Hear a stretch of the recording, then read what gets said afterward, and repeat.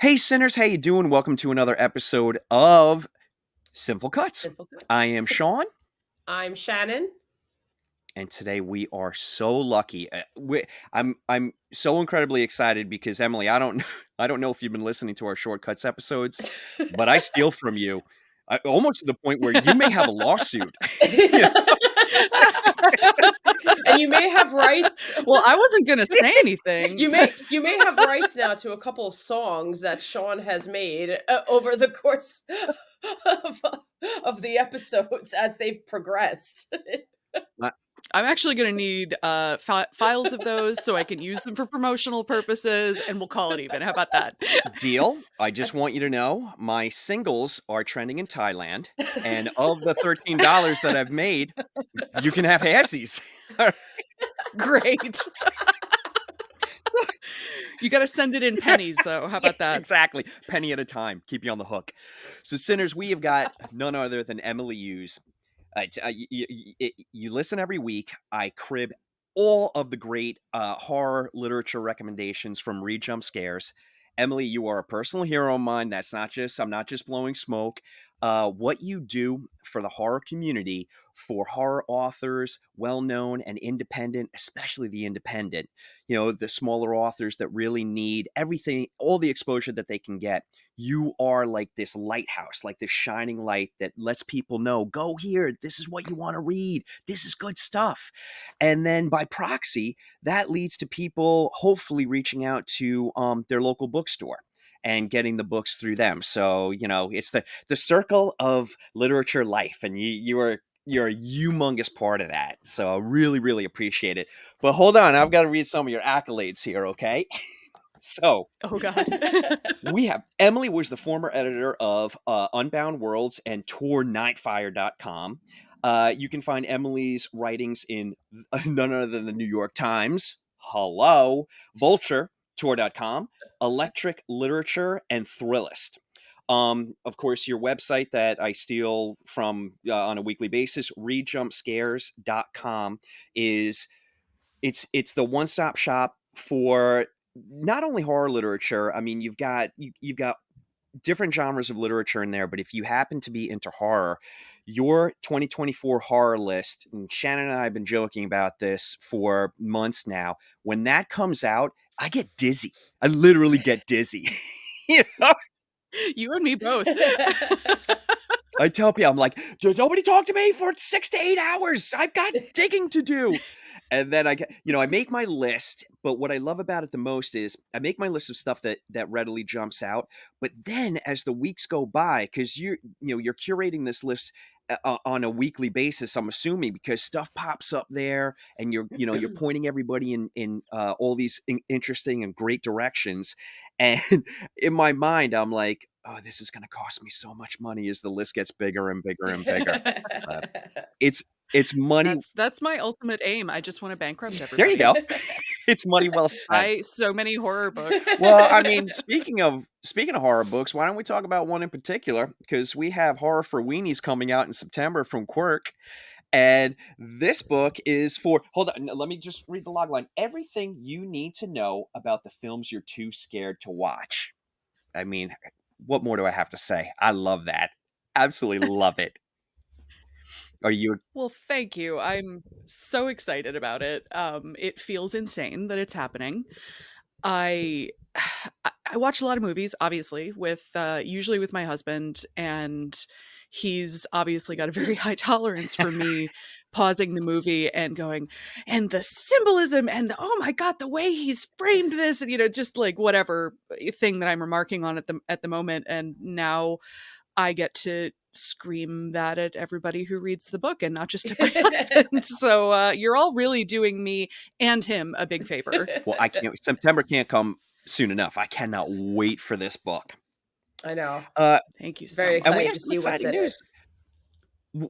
it. As we get closer to publication, we're going to have you back. I don't want to spoil it, but I'm not going to do any spoilers. But we're going to have you back, and we're going to talk about more movies that are kind of in the same vein of what we're doing today, and then what we're going to talk about in September. So just can't get enough of you.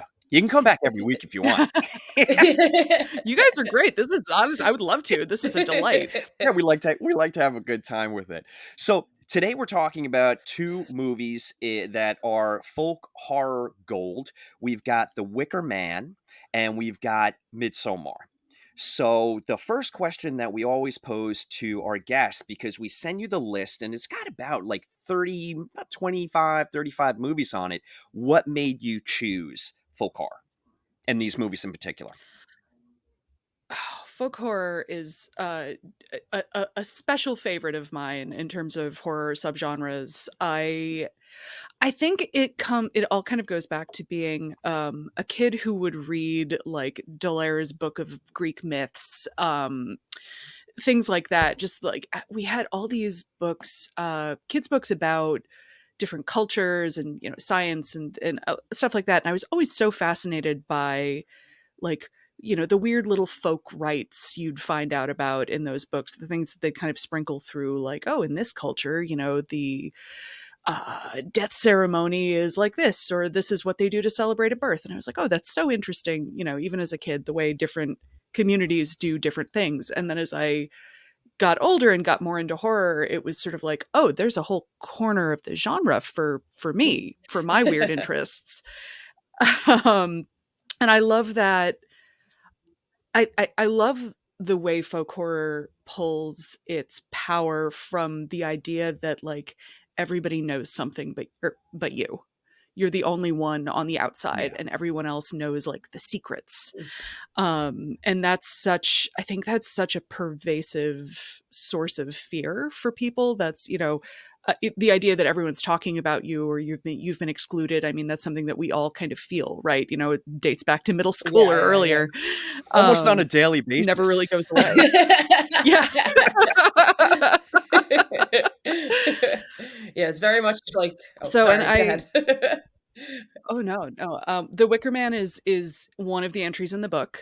So I, of course, was jumping at the chance to talk about this movie. And Midsummer is not in the book, but Hereditary is. I'm a big Ari Aster fan, but Midsummer. The only reason I went for Hereditary over Midsummer in the book is it's just more influential. I think it's more of a okay. This is the arrival of a big new voice in horror that's obviously had like a super long tail. But I do love Midsummer. I think it's my favorite of his movies, and I couldn't resist the chance to talk about it. Love it. I Love absolutely it. love it. I want to. I've got a question before we get it. We'll start with Wicker Man. I mean, we'll talk about the two movies because they're so intertwined, because Mhm. they're so similar as movies that are really about subterfuge and let's get some foolish people who think they know everything. Let's sucker them in, and then boy oh boy, does it go poorly for everyone involved.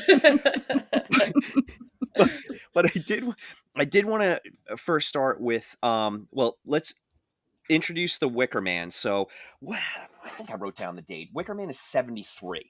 Right. And one of the interesting things, just to talk about some of we call them the hard yards, some of the things about the movie in general was that this was really a Christopher Lee project. He wanted to get this off the Hmm. ground. He did not get paid for this movie. So, Mhm.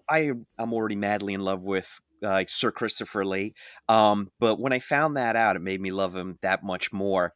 And we eventually got Edward Woodward as Officer Howie, but he actually had offered the role to Peter Cushing, and Peter Cushing couldn't take it because he had Oh, scheduling commitments. But boy, oh boy, would that have been great! I mean, I would have absolutely loved yes. that. So, before we get Emily, I forgot to tell you, we have one more member of the team here who just walked in. We actually have two members. My dog Charlie just Yeah. announced himself. Come on in, pal. I've got one Oh, right here. One of my cats is asleep behind me. That's Cece. So we've got a whole nice. Yeah, team. we like to bring our pets in, whether we want to or not. Thank you, Yeah. love. Uh, now you're trapped in here with me, Charlie. So, so I just wanted to point out that even though The Wicker Man, I think it has this incredible reputation as like oh boy, like this is the folk horror. I found out through the research that folk horror, the term actually came to be because they were Mhm. describing blood on Satan's claw, and that really Yeah. brought the term about. That I absolutely was bowled over because I just assumed that people had been talking about folk horror for decades prior to that. I didn't know that it was a '70s convention that came to be. So, Mhm. horror nerds Well, rejoice. uh, the things about folk horror that, the characteristics of folk horror obviously predated this Sure. movie, but, going all the way back to, like, Arthur Machen stories, from a century ago or more, that's me sort of obliquely revealing that I cannot remember dates to save my life. Don't worry, neither can we. So I don't know what year anything happened in ever. Um, but those conventions have been around for a really long time, those characteristics of the genre, the sort of like weird folk rites. But yeah, I think it's generally credited to Mark Gatiss, who is a British director, writer, producer, actor. If you've seen BBC Sherlock from like the 2010s, he plays Sherlock's How brother. about his Dracula? Ah. Um, yeah, I have mixed feelings about him, but that's a whole other podcast. But Oh, okay. um, Oh, you're gonna have to tell us but offline. All right. Yeah. oh yeah, but yeah, folk horror. The sort of the unholy trinity. I think it's Adam Scoville is the writer who coined this. Unholy trinity of folk horror: The Wicker Man, Blood on Satan's Claw, and Witchfinder General, which all came out right around this time period. Gotcha. And it was this sort of reaction to this like back to the land movement, the sort of hippie, like, oh, the cities are the source of everything that's bad in humanity, and we should all go back and be, commune living hippies in the countryside. And then folk horror kind of investigates, like, well, people are people no matter where they are. If they're in the city or the country, they're still going to get up to some janky shit. Yeah. Yeah. So I mean, look at the Manson family, you know? I mean, they thought they were Yeah. right. hippies. They thought they were, giving back to the earth in some way. They would dumpster dive and get food that people were throwing away. So they're like, "Oh, we're recycling," like and they were just I don't know, they definitely put themselves on a pedestal that they were a lot more righteous at at the time as opposed to the working man or the yuppie scum, if you will, whatever the term was.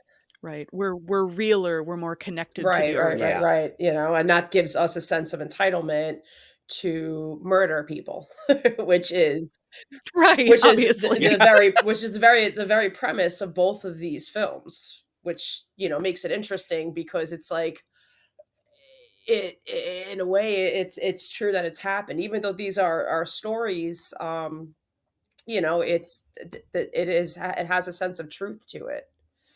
which is where I think in either one is where the terror really is, because some people go there's conversations out there too where like are these horror films, are they just more thrillers, are they where to me I absolutely see them as horror. It's just very much disguised with the happiness and the brightness and the beautiful bright colors, and everything looks like it could be a Lifetime Christmas movie, Yeah. with a very different ending. Yeah. Like A Lifetime winter it's solstice and that's movie. Yeah. what makes it yeah. But that's what makes it, at least to me anyway, actually that much more terrifying. The fact that it's completely in disguise, where these people both have an ultimate goal. To Granted, they have a higher service in their minds to give, but in brass tacks, it's murder. you know? I mean, it is. Yeah. It very much is murder. So that's what makes these films really, really interesting. Don't we all love, though? I mean, going back to Grimm's fairy tales, I mean, and Emily, to your point, just the folklore from just eons ago. I mean, Sean O'Connor. It's no no secret that I'm Irish, and we my family used to go over because my mom's actually from Ireland. She came over at 19. We would go back and see her family every Easter. And even from a young age, we would travel the countryside. We'd visit this family at a farm. We'd go here. We'd go to these little tiny towns. And people couldn't wait to tell you about the wee beasties and the ghosts and the ghouls and what this means over here. And don't go into that glen because you'll never come out again. And it was all very good natured and fun. And I took it that way. And it wasn't until I got older that I was like, hey, wait a minute. That was pretty dark stuff and pretty terrifying. And then, of course, because of who I am and what I love, I was like, oh my God, I can't wait to get back there and find out more about it. You know, everywhere you go, we went to my family, we went to Greece 2 years ago. And even there, just on a vacation, and it's during the summer, and we're at the beach and we're bouncing around. But even in those, in that kind of setting where it's just idyllic, you still bumped into folklore everywhere that you went, and I just love that stuff. So I like it when it's to your point, Shannon. We have these stories that begin and they're kind of innocent and everything is good natured, and then slowly, not so much in Ari Aster's case. I mean, it gets dialed up, to 11 and then to another 11. But Yeah. the Wicker Man, it starts out. You're put in Edward Woodward's shoes, and I mean, he's a kind of like a windbag, kind of like a blustery ass, and Yeah. he's representing the moral Christian center of England at the time, and King and country. king Yeah. and country and Mhm. conservative values, whatever kind of conservative, big C, little c, however you want to label that, but it is conservative values. Yes. And I'm going to come to a place I've never been before, and I'm going to tell you what you should be doing, and I'm going to tell you what the score is. And to watch him be manipulated, and what I truly love about folk horror, if is that after everyone gets their comeuppance, you really feel compelled to go back to the beginning again and rewatch it to see all those pitfalls that the Mhm. main character, really like a Grimm's fairy tale, the choices that they made or didn't make, and how that directly affects what happens to them. You know, my and this is just my opinion, but for me, I have to watch um Midsommar 3 times. Really 4. The Mhm. first time is to watch it and have that experience of what the hell is going on here. Then the second time is to watch it and still say what the hell is going on here, but look for the clues. Then the third Mhm. time is to watch it and say, "What the hell is going on here? I think I have the clues," but you also, with that film in particular, there's the film in the foreground, and then there's the film in the background because there's so much going on in Mhm. that movie in the I background, love that. right? Yeah. I mean, it I love it so the much. There's just watchability. like they're staged, the whole movie is staged like a play. Like the whole village of Harga is staged like a theatrical production. And that's even nodded at in the dialogue, right? Pella, the Swedish guy who brings our hapless Americans Mhm. over to this festival says, "Oh, you're going to think it's silly. It's just a lot of pageantry, but just think of it like theater." And that's exactly how the production design Yeah. is like laid out, which I Unbelievable. love. And there's all this stuff going on in the background. And I can only imagine the logistics that went into Yeah, that, you know? the artwork absolutely helps tell the story, which you don't realize at first. To you, they're just like, "What the Mhm. fuck am I looking at?" Like, but when I watched it a second time, I'm like, I realize like the whole like the girl capturing a man's attention with baking the little, with the with Right, she's with trimming this some special spices the onto it. secret Yeah. Yeah. ingredient. you know there was that, there's the bear and the fire, there's a lot Yeah, of things I when saw. early on when Danny No, is no, oh, no, sorry. I was finished, but that's, yeah, there's a lot to see.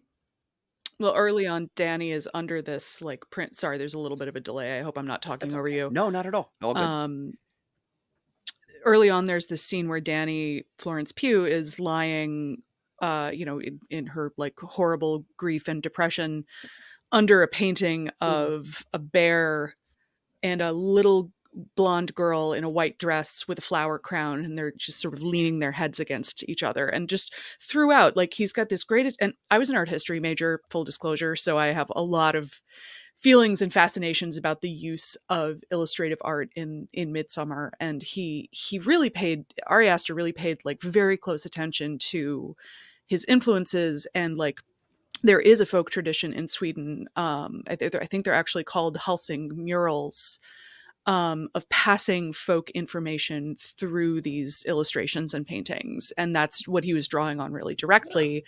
But of course, you know, twisting it to make it as horrifying as it is in the film. And I just love the way it's executed. Same. It's so masterful. It you know, because I have trouble doing two things at once. And here, not only is Ari Aster doing, you know, he's directing, but let's give credit. I mean, the crew that he has on this film, these people, I mean, their ability and their craftsmanship, and it's all right there on the screen. But I wanted to bring up one scene because I rewatched it this morning. There's there's the one scene where you have Kristen and Josh and Mark. They come and they're talking to Pella as he's gardening, and it's a huge. I love the use of all the wide shots. I mean, he really has to do the wide shots in this movie because there's just so much going on. To your point, Emily, it's truly like a play in front of your eyes. But there's so much going on in the background. You've got this sacrificial goat made of wood, which they decapitate. And then as they're, our fellows are having a conversation in the foreground, in the background, they're taking the head and burying it. And that leads your eye over to someone is mixing something with a mortar and pestle. A gentleman is having a conversation with himself very animatedly, which I completely You do that. I do myself. There's so many things going from left to right. Mark then excuses himself to go urinate on the ancestral tree, you know, and it's just like they're Oh, so Mark. Mark. Oh, we'll get to Mark, but there's so many tiny little bits that then connect in this incredible tapestry because they're all related to what is happening and what is about to happen. And then, like, it gets to the point where my head just explodes, and I'm like, "Oh, fucking Ari Aster, I can't! It's too much!" You know? I know. I just want to shake him sometimes and then give him a hug and be like, "Are Yeah. you okay?" Yeah. Very, very much so. And then just like express mail him to a therapist. Well, Yes. this Or was don't. yeah. Or don't. Or don't. I mean, or don't, and then we get Beau is Afraid, but that's a whole other that's podcast. a whole nother, But I love that movie, honestly, but it is insane. But It is. to be fair, so I know Midsummer was I guess somewhat therapeutic for Ari Aster because the success of Hereditary, A24 asked him to write a folk tale horror, and he happened to be going through a breakup at the time. So that's how we got the breakup portion of the story with this whole bigger, folktale folktale horror element like blended together, and it was so seamlessly done, I think, in my opinion. It worked so well for even the transition of the environments, like how weird and awkward the couple were even in the beginning in their homeland. And then put them in a spot where they were both in a weird and awkward position in an unfamiliar zone, and they just continued to be weird and awkward. Like, it's Yeah. just like that was like even though you knew that they were going somewhere that was very, very unfamiliar, like they just started off being unfamiliar, and it carried it through really, really well. And I don't know, the ending is yeah, you know. I hope that he worked through some stuff. I mean, I really do, because he put it all up there, you know? Yeah, yeah. Oh, Ari. Well, there was around the release of this movie, he did a Reddit AMA, and this was like screenshotted and passed around, of course. And one of the questions in the AMA was just, "You okay, man?" And Ari Aster's reply was just, "Nope." Oh. But at least he knows, you know? Yeah. Aw. Yeah. Now I'm worried. Yeah. Yeah. Harry, give him a hug. It's it's apparent that we're chomping to get at Midsommar and unpack it more. Let's spend 5 minutes on Wicker Man. Let's just wrap Yeah, that yeah, yeah. one That's up fine, that's because fine. Absolutely. I love it. I truly feel like it's the seed. I don't know that I honestly don't know if Ari Aster was like, "Hey, okay, let me take this concept and see what I can do with it." I just think it's inherent in good folk horror movies that you have the intrusion of an unknown world with a character that usually thinks that they know everything, even if they're not like like a blowhard like Officer Howie, but it's usually someone who is just so obtuse as to what's actually going on. And that is just the Wicker Man to a T. But the playfulness of that movie, especially in comparison to Midsommar, it's a musical. I mean, it literally is a Yes. musical. And they I actually made a joke about that in the book. Yeah. I was like, "Don't watch this if you are one of those people who hates musicals, I yeah, guess."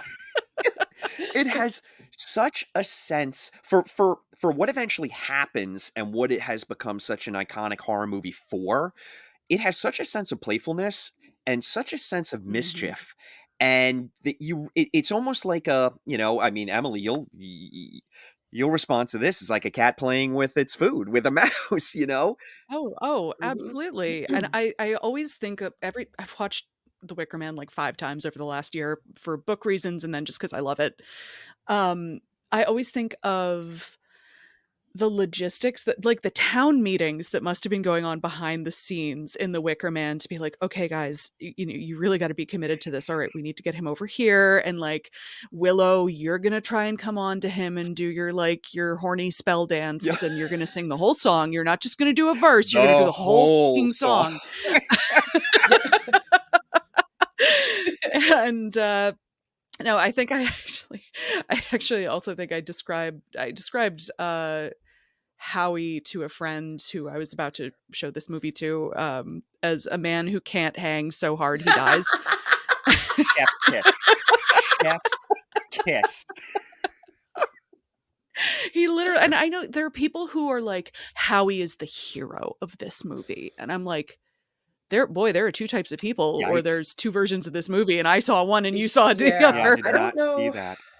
An interesting topic actually for and we'll probably get into both of them, but I think it's more so prominent in The Wicker Man is there the good versus evil, right? That's usually have that Mhm.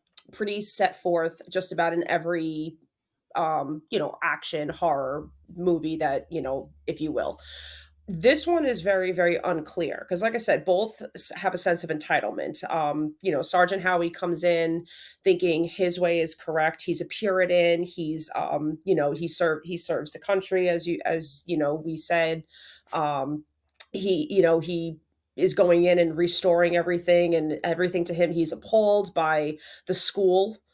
He may he get he and but everyone he talks to, even though there could be like a little like poking fun and whatever, and obviously everyone's making fun of him the whole time. It I'm trying to think of how to say it properly, but like they also are very free explaining everything, and they don't really lie honestly about anything. They maybe withhold the truth a little bit, but especially the teacher. They use his repression against Mhm. him because he Yes. can't connect the Yeah. dots. He literally can't. Yeah. He's too repressed. All he would have had to do would be to sleep with Britt Eklund, And he's not and the he would have holy yeah, he's survived the not the movie. Trinity anymore. You're absolutely right. Yeah. All right, Emily, I just I have to say this because I'm having a light bulb moment. You ready for it? Okay. We get Christopher Guest. I'm ready. It's like a waiting for Guffman, except it's all the people of Summer Isle behind the scenes, just like you said, and they're all having these meetings, and they're making masks, and it's not turning out good. Christopher Guest, make Somebody's this movie. project Yeah. managing. Yes. Oh, that's brilliant. That's brilliant. All right, we're gonna cobble together a very meager budget of $38, $39, and we'll approach Christopher Guest and see if we can get this off the ground. But that would be a funny Yep, movie. I'll go through the couch cushion, see what I can contribute. We're in. I'm gonna form the LLC. We're Perfect. in. All right. I might have some So schmeckles hidden somewhere. So let's just talk about the big reveal. I mean, Sinners, we say this every episode. Spoiler alert for movies that are decades old, and we know who our listener base is, so you've seen this movie a dozen times, but we have to say it. So when we get to the end and we have, the immolation of Sergeant Howie in that beautifully constructed wicker man, I mean, it's just gorgeous. I absolutely love and these were times where we had some practical effects, but no CGI. I mean, these were carpenters and they were getting at it and they were building all this stuff and then burning it down. But Mhm. just that moment where he comes over the rise and he sees what's about to happen to him. And then Oh, it's he, so good. oh Christ, oh Jesus, oh God, and I mean, all of a sudden it drops on him like literally like a house and he gets it. And of course, it's too late and to be like just the humiliation of having been played and especially having been played by not only all of Summer Isle but really by a child, because you have Yeah. Rowan is really the hook that sets to draw him through Mhm. all of the places that he goes to and eventually through the cave and up the rise and then he sees the Wicker Man and then we we do have lighthearted moments and the songs and all of that combined, and it hasn't been devastating until now. And then just to Mhm. have, you know, the Wicker Man lit, and then everything kind of, and they're singing and dancing, and I can't help but think of that ending, that last 10 minutes through almost damn near the entire runtime of Midsummer when I'm watching it, Mhm. because after watching it one time, you're like, okay, you know what's going to happen, but it's just like you're leading up to that moment. There aren't really there are no song. Well, I should take that back. There are definitely songs, but there's not really that lighthearted element to Midsummer. But there is humor. There is Oh, yeah. humor, Yes. and now I think we need to talk about Mark, because he really is our fool. Will Poulter, man, he is so good in that and that role could have been played by so many people in so many different ways, but Will Poulter, he's got that face Mhm. and he's got that attitude. He's got that, like, sort of snotty, horny, Mhm. like, also the fact that he's, like, somewhat pathetic in how worried he is about, like, bugs and ticks and all that, like, He's a lot. He's a He's a lot. lot. he's a lot. Yeah. He's a lot, and he's hilarious. Oh my god, he's so funny in a way that that character didn't really need to be, but, like, I mean, Astor works so hard to make sure you really dislike all of these men. Like, Christian is obviously a fucking coward Oh, and a yeah. terrible Oh, boyfriend. yeah. Josh is, like, so blinkered by his academic studies that he can't see the danger that he's in, even as he knows, like, what these rites are like, he knows what I think it's the Atastupa, with the older people Yeah. dying. He knows what's coming. He's like, "Oh, it's gonna be a real one? Oh, okay." But he doesn't think to warn No. Danny, who is 6 months out from having lost her Right? parents horribly, right? So we have no sympathy for him.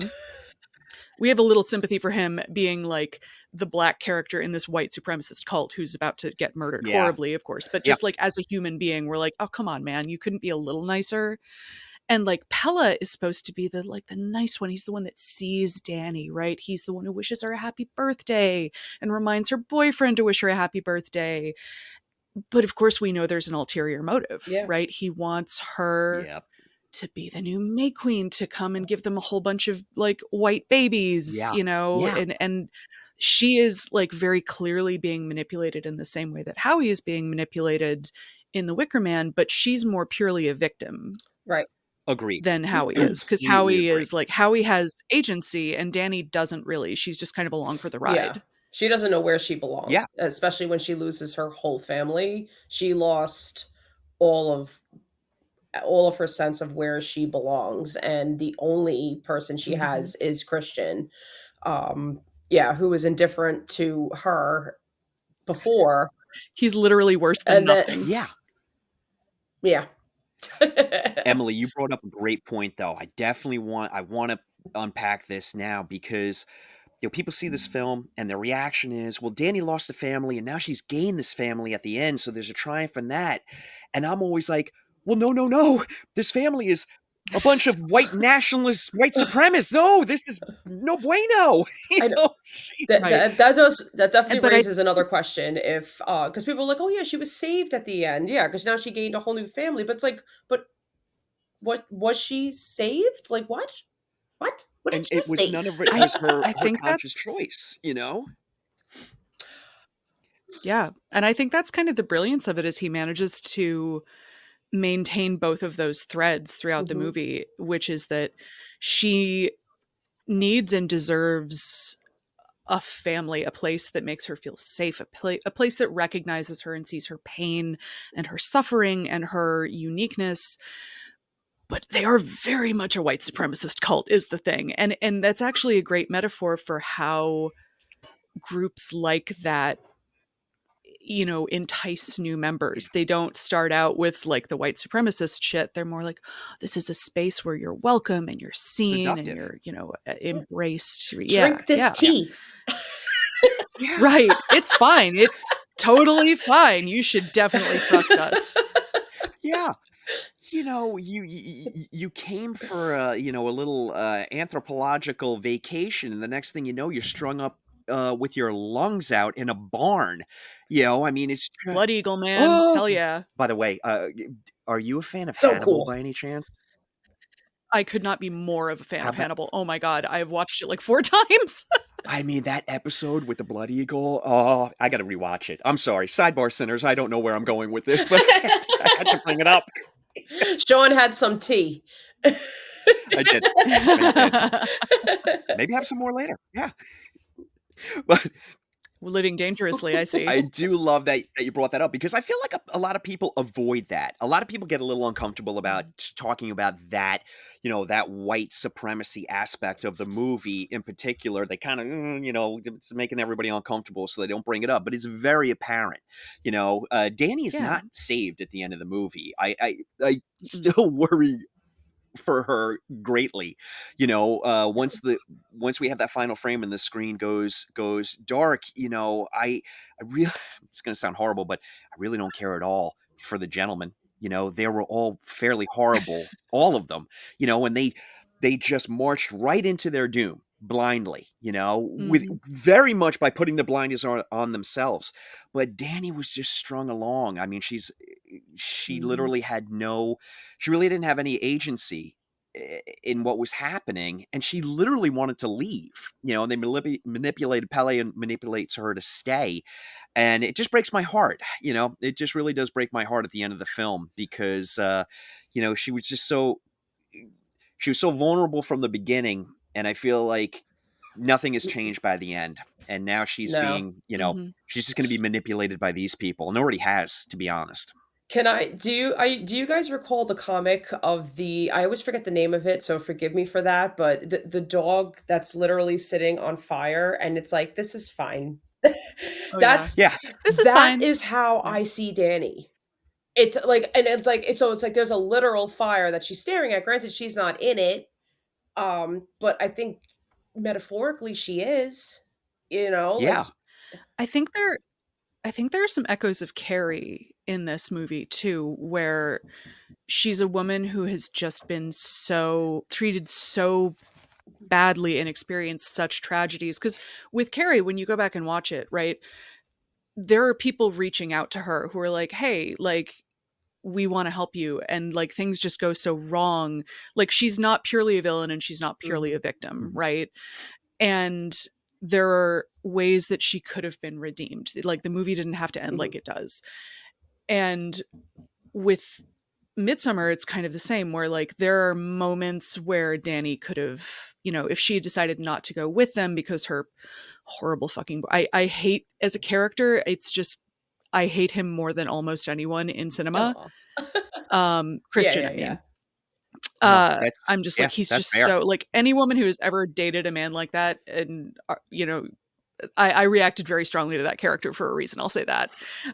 Um, but all of the near misses where she could have like not gotten sucked into this are like tragic when you go back and Yeah. Yeah. rewatch. It didn't have to end this Right. way. Yeah. Yeah. Yeah. No, it is. It's so devastating. But I mean, look, that's the mark of a good movie. You leave the theater and you're just like, I don't think I can talk for a bit. You know, it's You it, gotta it process eventually it. turns into the kind of movie. Yeah, it turns into the kind of movie where you could go to the diner and split a piece of pie and talk about it, but not right away. It's the kind of movie No. that needs No. to settle in, and I love those. I just that's my Mhm. wheelhouse right there. The ones that truly devastate me. you know? The ones that Oh, really yeah. take your heart, grab it, and then just rip it right out. Yeah. What's wrong with us? We Enough chase that enough for high, you but God, can't get enough for enough you to of it. look at it and just Yeah, yeah. So I gotta go put my brain in rice. yes, yeah. Oh, I'm gonna steal that one. I steal steal so much from you, but I'm Absolutely. now going to steal that as well. It's all freely given. Thank you, thank you. So, I let me ask the two of you because there's been a resurgence in folk horror. The past couple of years. I jotted down a couple that came to mind, and so just off the top of my head, I had um uh oh my gosh, Alex Garland's Men came out. Mm, Ennie's Men came out as well. I mean, we have The Witch, or as Shannon and I like to call it, The Vitch. bitch. The Vivitch. Lamb. Oh, one That's how it's pronounced. I've right. decided. Come on, it's The Vitch. All Emily right, has this spoken. well, I have a couple more that I want to bring up, but this one is special to me because this one resonated with me. How about Kill List? Ben Wheatley's Kill List. Have you guys seen it? I have Forgot. not seen it. I've heard I amazing forgot all It things. about that movie. I'm It gonna write it down. is it's something. It's something, it's very good. It's very good and it's very well made, and it is really, I mean, as far as folk horror goes, boy oh boy, this ticks a lot of boxes. Very similar, very, very similar to The Wicker Man, as I don't want to spoil anything, so you know what? For once in my life, I'm gonna shut my dumb mouth. Nope. So then we had one I hadn't seen, which is In the Earth. Um, I Mhm. saw The Feast. Shannon just saw The Wailing. I adore The Wailing. I think that's very folk horror as well. Yeah, We're actually going to do Oh, that, yeah. Shannon. So I'm interested because I think we're going to have slightly different takes, but I'm interested for that. I think One so. that I really am dying to see called "You Won't Be Alone" with Nomi Rapace. Have you guys seen it? Yeah, I have not seen it, but I literally, I think, just added it to my watch list like 3 days ago. Okay, all right. So, Apostle, which was on Netflix a couple of years ago, Mhm. that Mhm. was interesting as well, and then of course Hereditary. But I'm loving the fact that we're getting more folk horror because let's be honest, I mean, I can't think of really anything in the 80s, 90s, 2000s. I know they're out there, but they don't spring to mind. We kind of had a drought there. 70s, boy oh boy, we were on fire, but it seemed like there was a little bit of dip in the folk horror, and now it's back, and I kind of want to keep it going. So I'm excited for this moment Oh, that we're having. yeah. I think there's a cyclical aspect to Mm, this with other things that are, I mean, as with so many types of horror, they're pretty much all responses to things that are going on in the real world. And with folk horror, as I was saying, like that sort of origin story of the, back to the land, hippie communes, all that. I think what we're seeing now is this sort of like, oh God, we're also inundated with technology and our jobs and everything. I would love to just quit my job and go live in Let's the go woods. That back. sort of canard that you Yeah, let's hear. yeah, let's go let's go Right, back to the right. earth, get away from the screens, yeah. Yeah. reconnect. Mhm. Yeah. And also just like I think we're all maybe I'm just speaking for myself here, but we're all in this sort of like, oh God, that's people are the problem. Oh, I'm around so many people. Like, politics and social issues and COVID and all that is like sort of like, no, I want to go off by myself in nature, and it's really important to me to connect with nature. And oh, right, there's evil here too. I There's think evil, another but trend of nature that wants to kill you.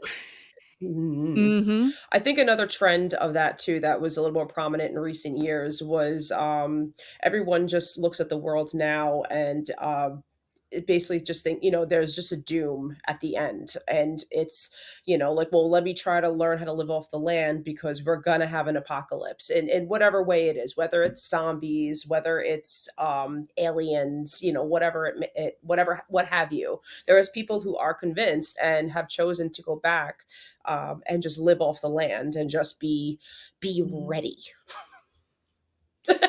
And I think, yeah, I mean, well, like, that's the thing, you get the 2 types of people, right? They're the sort of, like, Survivalist. more hippie, leftist, crunchy, and then there's, like, the survivalist, prepper, right wing, like, people who are like, "Ah, the race war is coming," or whatever, and that very directly ties into Midsummer Mhm. Oh too, I yeah. think. He's like, "I'm gonna explore the other side Right. of Hmm. this," because Ari Aster is a Jewish director, and he's been pretty forthright about the fact that, like, the Harga community in Midsummer is explicitly a white supremacist cult. I mean, like, there's even a book on the coffee table early in the movie where it's like the Nazi language of so and so, ethnic group in Sweden. Um, and all of the like runic The symbols, like, and runes. there's that Yeah. whole Mhm. yeah, and there's that white supremacist sort of people who study these, like, fringe racist groups are, talk a lot about about how they have these imagined pasts that they want to go back to that never really existed. Yeah. So this is kind of what that is. It's like, nobody ever performed like the blood eagle or the sort of suicide ritual you see in the movie, but like white supremacists love to sort of point back to that as like, oh, this is our heritage, and it's like a completely invented past that they're Mhm. talking It's about. cosplay. Yeah. Exactly, Yeah. exactly. Very, very well put. Very well put. Yeah. So, Emily, I'd be remiss if I didn't ask you, because of who you are, what folk horror novels could you recommend to our listeners? I know, sorry to put you on the spot, but Ooh. Well, the first one that comes to mind is Loot by Jennifer Thorne. This came out a year or two ago from Nightfire, and it's very similar setup to The Wicker Man, outsider on an island off the British Isles, very insular community. But she's the wife of the sort of lord of the okay. island, and she's kind of starting to integrate herself into the community. And then, oh, the, once every however many years ritual starts, and she's, jolted from her comfortable life, with a whole lot of deaths. Nice. Um, Ooh, I'm writing this down. oh God, Yeah, there's so I right. many. gotta write this Adam down. Neville. Oh, absolutely. I can also send over a list if you guys want to like put stuff in the show notes Oh, We please, afterwards. always that would want a be list. fantastic. Thank We you. always want a list. Great. I love I lists. wanna I I love wanna a get up list. in the morning, I wanna check the weather, I wanna see, maybe the sports, the news, and a book list. Yep, yep, yep, yep. So there's all of Adam Neville's books really are great folk horror. The Ritual is the one that comes to mind. It's the one that got that We're Netflix doing that next adaptation week. some years ago. Is Great that based movie, right great off of movie. David Spinner's The Ritual? That is it. No, I think it's Okay, because completely its because I own know thing. that was, supposedly that was what The Wicker Man was based off of, was that novel. Yeah. Yes. Even though very, Yeah, very loosely, like, it goes, like very The Wicker loosely. Man definitely goes, "Mhm," where yeah. It's Yeah. There's a great sort of Appalachian folk horror novel that's coming out later this year, called The Unmothers Mm. Ooh. by I've Leslie heard J. of that. Anderson. It's really good. Oh my god. It's about a journalist who goes to investigate sort of a fluffy, not like a serious story, but she's just gone through a personal tragedy, and her editor's like, go to this town where there's like some tabloid rumor that a horse gave birth to a human baby. And of course, what she finds is a town where like, the opiate crisis has really like taken hold, and they're struggling economically, and people who, women in this town who get pregnant, if they don't want to be pregnant, they have a certain recourse, via the thing in the woods. Okay. And that's all I'm going to say about it. It's a fucking brilliant Oh, book. I'm It's getting brilliant. that. Um, It's oh my god, there's so many more that I'm just that aren't coming to mind now, but I will put together a list for you guys Hooray. after this. The Unmothers Alone, this please, that's fantastic that you Yeah, I'm recommended super some stuff excited to about us, that. and I'm gonna Hell leave yeah. as well. That's great. All right, so Shannon, we've got to get to our questions. I We've got to get know. to our 3 questions for Emily. Do you want to do the first one? You want me to do the first one? Um, yeah, you do the first one. Okay, I can't The remember the order, so I'm going to do the first one that pops in my head. So, this all right, this Emily, the you've scariest got to movie defend a experience. movie. Oh, sorry, scariest movie experience. We'll Yeah, say, you sorry, I explain it spoiled. better. So, this can be an actual movie, or it can be just an experience that you've had. It doesn't necessarily need to be cinematic. So, what's the scariest thing that's ever happened to you, or scariest thing you've ever seen? I have to say Event Horizon. I Okay. have to say watching the movie Event Horizon on my roommate's bed in like I don't know 2008 or 2009 or something like that. And I at that point was still very much like, "Oh, I can't do horror movies. I'm too much of a weenie." Um and I didn't really know what I was getting into. She's like, "Oh, it's like a sci-fi, it's like a scary sci-fi movie." And I was like, "Great, I love That's sci-fi. it. It'll be fine." And then we were with my then boyfriend, and the 3 of us smoked a joint, and that was a terrible You're just idea. gonna amp up everything, yeah. And I mean, now I'm at a point where I love watching horror movies stoned, but I just at the time I was like, I did not have the basis to like watch that movie and be okay afterwards because it was so intense and so fucked up. Yeah. And now, of course, it's one of my favorite movies, but the first time I saw it, it really like, oh, I couldn't, I had trouble kind of like bringing my heart rate down Yeah, you afterwards. can't come down. You know, it Yeah. just keeps you up there, and you're Hmm. like, "Okay, maybe we'll put on, I don't know, you know, It's some animation." Not Watership Down. Right. That's really gonna bite you up. No. No, no, no, no, No. no, no. No. You wanna feel Alright, worse? that's a great yeah, that's a great scary experience, love it, okay. The second one I'll let you do the third one, Shannon, so I already spoiled the second one. So the second one is, um, a movie that everyone thinks is kinda garbage, that you'll go to bat for, that you'll defend and you love. So you actually mentioned it earlier. And it's Men by Alex Garland. Okay, Okay. alright. Okay. I you know that thing where you're like, I understand why people don't like this, but it just everything about it works for me. Everything about Alex Garland's whole thing, everything he has ever made pretty much works for me. And I'm like, fuck, I'm gonna see Civil War. I don't know why you made this movie, but I'm gonna see it.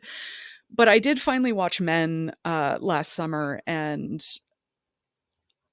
it's an insane movie. It's a completely insane movie, right? Like Rory Kinnear is every man, Yeah. and he's just like menacing and nude and like always around. Insane movie, completely unhinged.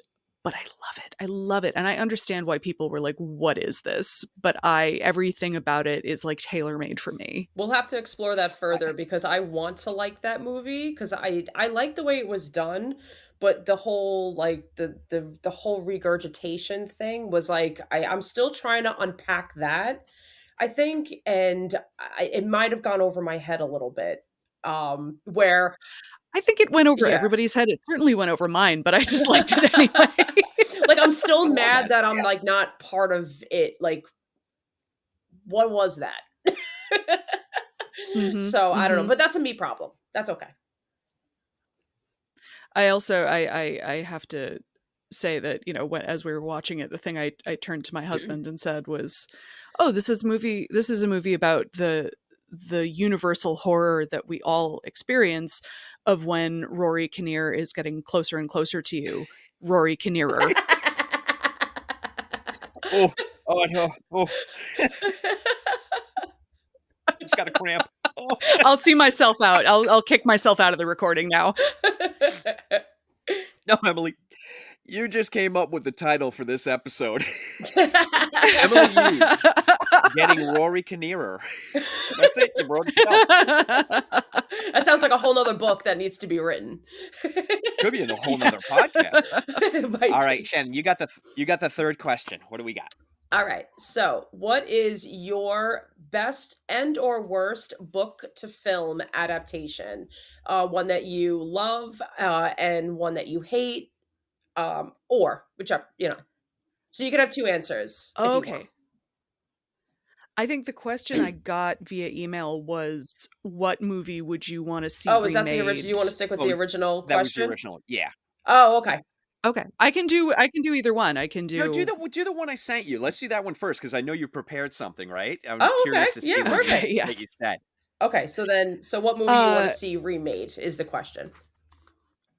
so this is kind of an insane I'm 60% serious on this one.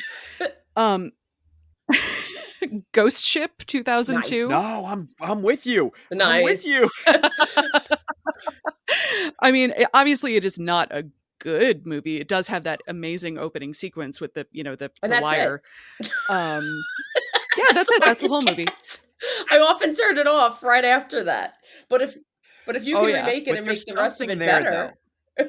There's something there. I had my insane suggestion for director and star would be a remake of Ghost Ship by Julia Ducournau, who made Titan a couple years ago, So crazy. It's so crazy. I love it so and much. starring Tilda Swinton. Love it. All I right. love it. Yeah. I don't now see this is the problem with that question. Now in my mind, I'm like, I can't wait till that movie comes out. And now, of course, it's not gonna happen. Well, someone can give me a lot of money, and I'll do my We have to get our best. schmeckles together, Sean, and then we'll Yeah. figure that out. A Sinful Cuts production, Could you imagine? right? There would in the history of poorly run production companies, we would be the worst. You'd have some competition. I don't People would start know. podcasts about us. Oh my, do we want that? Look, I got more Bring it skeletons in this on. closet than a graveyard. What are you crazy? Now that's full That is circle. full circle. Thank you so much for the 3 questions. Now, Emily, this is the end of our podcast is all yours. Tell us what you have coming up. Let's definitely talk more about Horror for Weenies, and then let us know what exciting stuff you have coming up. I mean, at this point, I'm in the cycle of book publishing is such that, you write a book and you go through edits and you go through copy edits and you go through like proofs and all that, and then you're done and you just wait. So I'm in the waiting right now. The book comes out September 3rd. I imagine, I mean, this is technically the first podcast that I'm doing, like, to promote the book, uh, which is really fun and really exciting. And I think, let's see, yeah, we'll start doing like publicity and marketing stuff in earnest probably in a few months. But at this point, I'm just trying to like figure out what I'm sort of mapping out my own like promotional calendar. Podcasts I want to reach out to, or events I want to do, or like, because it's a book about movies, I'm sort of like, oh, can I do a screening series? Oh, there are permissions issues, except for Night of the Living Dead. I can do that one anytime because And it's not in yes, you copyright. can. It's public domain, baby. Yes, it is. Woo-woo. And just picking away at some fiction of my own. This book, it was so much fun to write, and it kind of fell into my lap about a year ago. The editor, my wonderful editor, Jess Zimmerman, is herself a professed weenie and a reader of Wikipedia plot synopses. And it was like, I just really think that there should be a book about this for people who really want to know what's going on and talk to their friends about horror movies, but just can't bear to watch them. And I was like, I have a lot of thoughts about that. And now there's a book. So yeah, that's pretty much what I'm working on. I'm hoping to be at a couple cons this summer. I'm going to be at ReaderCon in Boston in July. I can't go to StokerCon this year, which I'm devastated about because I have a friend's wedding. And then yeah, it's just going to be sort of run up to the book. I'm just in the calm before the Yeah. storm. Well, we'll definitely Well, keep talking about it for sure. we're gonna promote Thank Horror for you. Weenies because look, you know I'm stealing from you weekly for the shortcuts episode, so we will absolutely promote the book every Yes. single It's the week it's the up least until you can do, launch, Sean. and then into infinity. Then we'll talk about it forever. But please, Emily, email me what conventions you're going to be at, and we'll point people in your Mhm. direction. You Yeah. know, we're just going to That's shout your great. name from the Yeah. hilltop. I promise you, because we couldn't be more thankful for what you do and for coming on. And in my mind, I was like, I don't know, are we going to be best friends? And now, yeah, we're best friends now, so it all worked out great for me. Did we just become best friends? Yes, of course. Thank you so much. We really appreciate it. Now, we're going to have you back. I don't want to spoil anything, but we're going to have you back in a couple of months, and we'll talk about more exciting things then. But for coming on today, we just absolutely couldn't be more thankful. Yes. I am so, so glad to be here. I've been listening to a lot of your episodes in the lead up to this since you reached out around New Year's, Sean. Excuse me. And it's just been like, oh, these are my friends already, right? In that way that you listen to a podcast and you're like, yes, I know these people, and it's like, no, Emily, stop, don't do that, don't scare people. But I'm thrilled to be here. Thank you guys so much for having me, and I can't wait to come back and talk about Redacted several months down the line. You got it. Can't wait to have you back for Redacted. What's great about that is that I actually completely forgot what it was, so I'm really, really redacted. I'm like, I'm trying to remember, and I'm like, I don't remember right now, but that's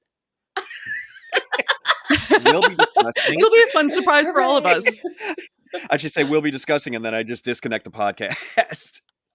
I'm just gonna go have some tea. It's fine. It's okay. Thank you so much for coming on, Emily. Thank you. You are so welcome. Thank you And that's a guys. Take cut. care.